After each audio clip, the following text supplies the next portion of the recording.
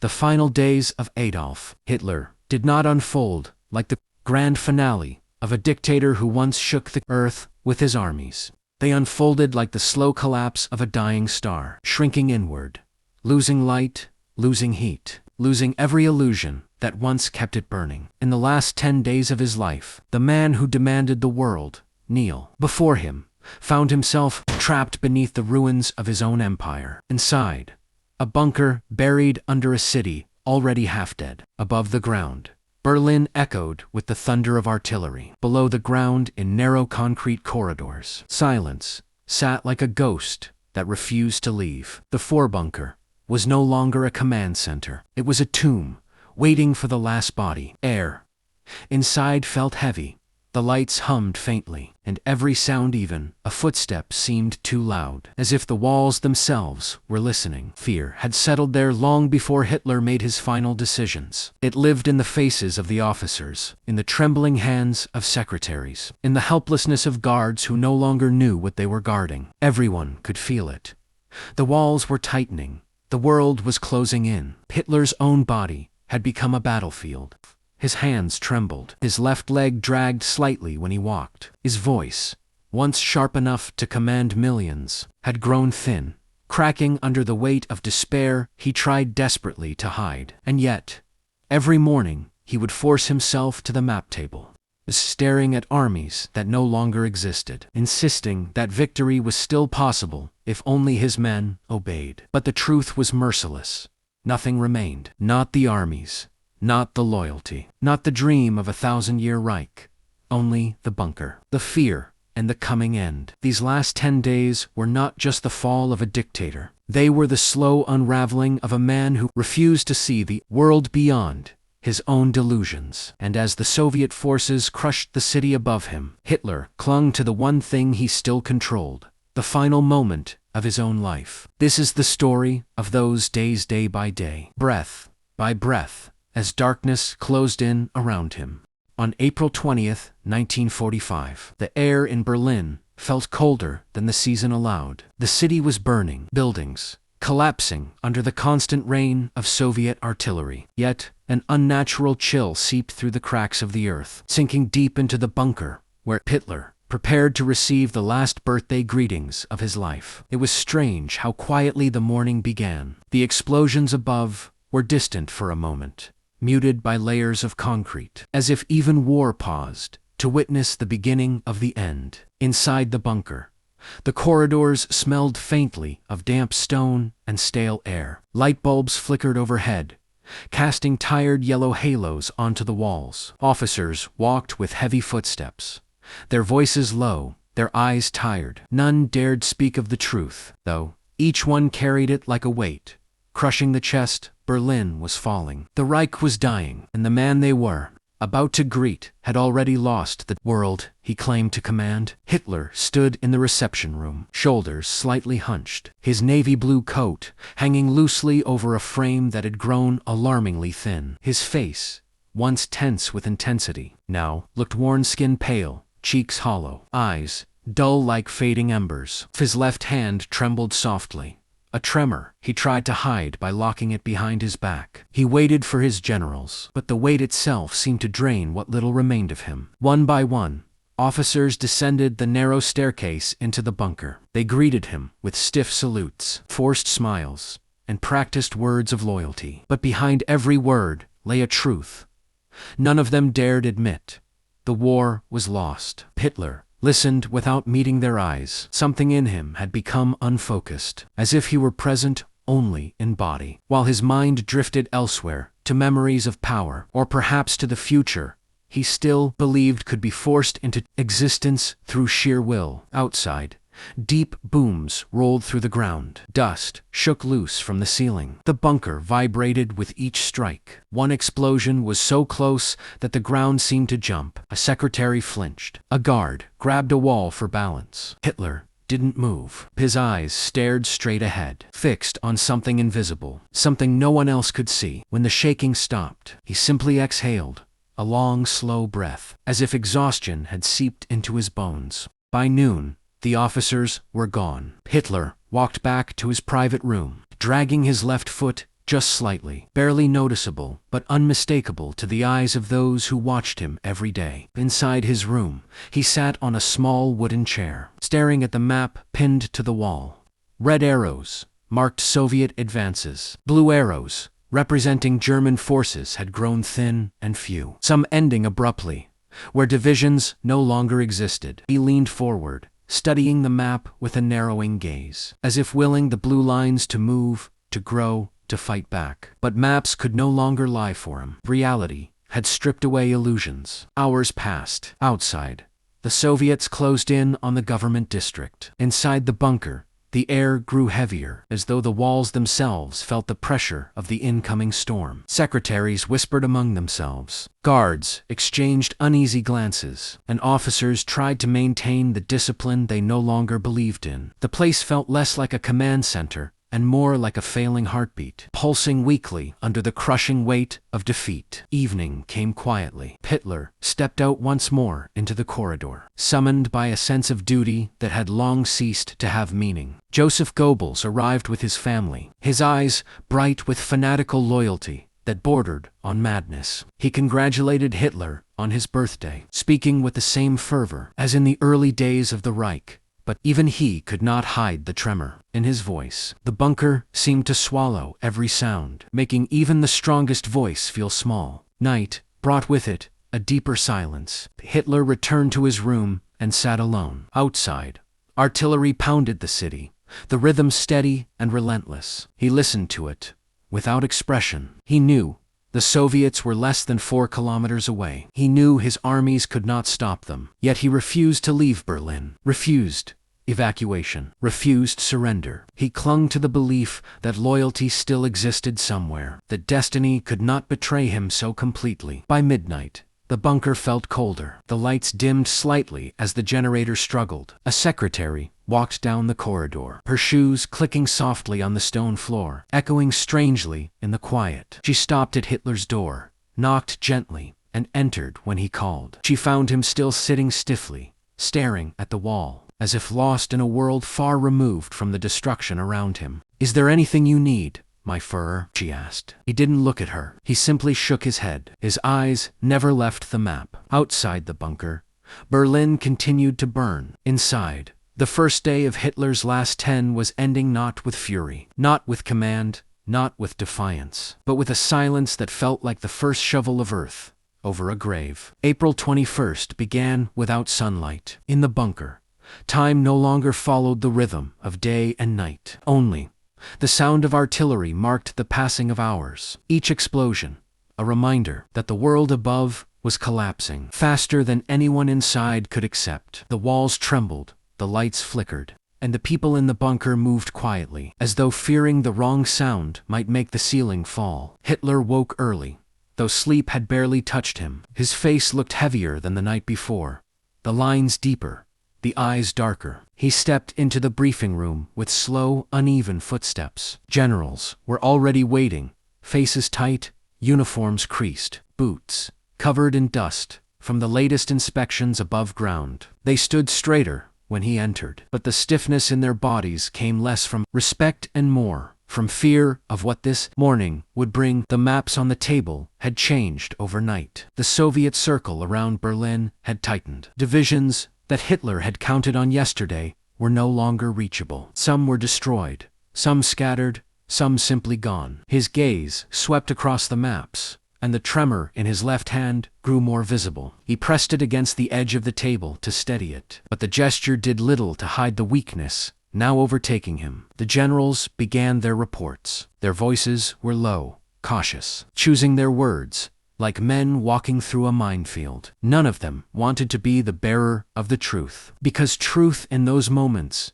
was more dangerous than a bullet. But truth came nonetheless. "Is there anything you need, my Führer?" she asked. He didn't look at her. He simply shook his head. His eyes never left the map. Outside the bunker, Berlin continued to burn. Inside, the first day of Hitler's last 10 was ending not with fury, not with command, not with defiance, but with a silence that felt like the first shovel of earth over a grave. April 21st began without sunlight. In the bunker, time no longer followed the rhythm of day and night. Only The sound of artillery marked the passing of hours, each explosion a reminder that the world above was collapsing, faster than anyone inside could accept. The walls trembled, the lights flickered, and the people in the bunker moved quietly, as though fearing the wrong sound might make the ceiling fall. Hitler woke early, though sleep had barely touched him. His face looked heavier than the night before, the lines deeper, the eyes darker. He stepped into the briefing room with slow, uneven footsteps. Generals were already waiting, faces tight, uniforms creased, boots covered in dust from the latest inspections above ground. They stood straighter when he entered, but the stiffness in their bodies came less from respect and more from fear of what this morning would bring. The maps on the table had changed overnight. The Soviet circle around Berlin had tightened. Divisions that Hitler had counted on yesterday were no longer reachable. Some were destroyed, some scattered, some simply gone. His gaze swept across the maps, and the tremor in his left hand grew more visible. He pressed it against the edge of the table to steady it, but the gesture did little to hide the weakness. Now, overtaking him, the generals began their reports. Their voices were low, cautious, choosing their words like men walking through a minefield. None of them wanted to be the bearer of the truth, because truth in those moments was more dangerous than a bullet. But truth came nonetheless. The Soviets had broken through the last major defensive line. Reinforcements were impossible. Communications were collapsing across the city. Fuel was almost gone. Ammunition was low. And the civilians trapped in the city were fleeing through the streets in terror as artillery fire turned entire blocks into smoking rubble. Hitler stood still as the words washed over him. His jaw tightened. His eyes flickered with something between disbelief and fury. When he finally spoke, his voice rose suddenly, breaking the fragile quiet of the room. He demanded counterattacks from divisions that no longer existed. He shouted about betrayal, incompetence, cowardice. His voice cracked. The officers did not argue. They stood stiffly, absorbing the storm, knowing there was no logic left to reach. The war had escaped his control long ago, but in that room, he still tried to command ghosts of armies that had died weeks earlier. The outburst drained him. When he finished, he collapsed into his chair, breath shaking. His right hand gripped the armrest with a desperate firmness, while his left hand continued its trembling rhythm. The silence that followed felt colder than the bunker walls. The officers exchanged glances but said nothing. No one dared speak again. Later that day, Hitler retreated deeper into the bunker, avoiding the main corridors. He walked slowly, dragging his feet, as though the weight of defeat hung from his shoulders like chains. He passed a young guard who stood stiffly at attention. But Hitler didn't seem to notice him at all. His eyes were unfocused, lost somewhere far away. In his private quarters, he closed the door and sat on the small cot. The room felt smaller than before, the ceiling lower, the air heavier. He stared at the concrete floor for a long time without moving. Outside, shells exploded, shaking dust from the ceiling. He didn't flinch. He seemed carved from stone, motionless except for the constant tremor in his hand. Hours passed like this. In the afternoon, Albert Speer arrived in the bunker for what would become one of their final meetings. He found Hitler looking smaller than ever, the glow of authority completely drained. Speer spoke softly, giving updates on the failing infrastructure of the Reich. Electricity was failing in many regions. Railways were destroyed. Fuel reserves were almost non-existent. He explained, almost apologetically, that the country no longer had the ability to continue the war. Hitler listened, but his eyes were distant. Sometimes they drifted to the maps pinned on the wall. Sometimes they seemed to look directly through Speer. There were moments when he appeared to hear nothing, lost inside some collapsing memory of the past. When Speer finished, silence fell between them, long, heavy, and uncomfortable. Hitler finally spoke. His voice was thin, worn, almost fragile. He talked about fate, about loyalty, about the inevitability of struggle. But none of the words held the fire they once did. They sounded like recitations from a tired man who could no longer convince even himself. Speer left the room with a sinking feeling. He knew the end was now a matter of days. Perhaps hours. Evening brought more bombing. The ground vibrated with terrifying intensity. Sirens wailed through the city above. Buildings collapsed. Flames spread. But inside the bunker, the people moved through the noise like ghosts, silent, resigned, existing on the edge of despair. Food was simple and scarce. Water was rationed. The air smelled of oil, sweat, and the metallic scent of fear. Hitler returned to the map room at night. He stared at the red arrows of the Soviet advance, his breathing shallow. A secretary brought him tea, but he barely touched it. His hands were too unsteady. His eyes too clouded. He spoke to himself sometimes, short murmurs. Fragments of sentences, pieces of thoughts that made sense only to him. Outside the room, secretaries whispered that he was no longer the same man. The certainty that once fueled his speeches had collapsed into confusion. His temper surged without warning, then vanished into long spells of silence. He repeated questions he had asked only minutes before. He gave orders that contradicted each other. He walked with unsteady steps, as if each movement required effort he no longer possessed. Late into the night, he called for his remaining military staff. They gathered around as he pointed to positions on the map, insisting that Steiner's army would attack and break the Soviet encirclement. The officers looked at each other in dread. Steiner had no army left. The divisions he was supposed to lead existed only on Hitler's imagination now. But no one dared tell him directly. They spoke in cautious phrases, trying not to shatter the illusion he clung to so desperately. Hitler grew agitated again. His voice cracked. His hand trembled violently. He accused the generals of betrayal. He blamed them for the collapse. He claimed destiny had been denied because his commands had not been followed perfectly. The room felt suffocating as his words filled the space with venom. When he finally stopped, he sagged back into his chair as though the rage had drained the last of his strength. The officers left quietly, each carrying the weight of helplessness. The bunker became quiet once more. By 2 a.m., Hitler sat alone again, leaning over the map table, the dim light casting long shadows across his face. His breathing was slow, and his expression distant. He whispered something under his breath, but the words were too soft for anyone to hear. Outside, artillery thundered continuously. The ground trembled. The last defenders of Berlin were being pushed street by street toward the center. In that hour, surrounded by the crumbling remains of the world he had built, Hitler seemed like a man who had already stepped halfway into darkness. His body remained in the bunker, but his mind drifted elsewhere, into memories of parades, victories, cheers, and illusions of glory that had evaporated into dust. By dawn of April 22nd, the second day of his last 10 was ending. The bunker lights flickered under the strain of another bombardment. Smoke seeped down from the ventilation shafts. People inside barely slept. Fear wrapped itself around every corner, every shadow, every breath. Hitler remained awake, staring at nothing, as the world outside collapsed into fire. April 23rd came with a heavy silence inside the bunker. The kind of silence that does not calm but suffocates. People moved quietly, their footsteps soft on the concrete floor, their voices reduced to whispers.